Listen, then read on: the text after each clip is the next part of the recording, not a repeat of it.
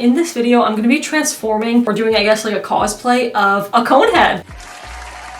Okay, so I actually ordered this online. So I'm gonna just try it on first because I know I'm gonna have to cut it.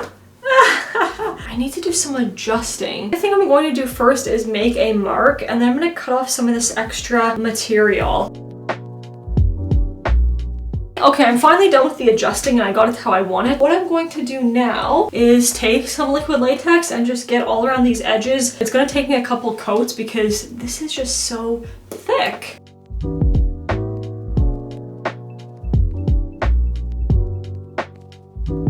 But I'm gonna try my best to blend everything out now. So I'm just gonna take my foundation and try to work with this.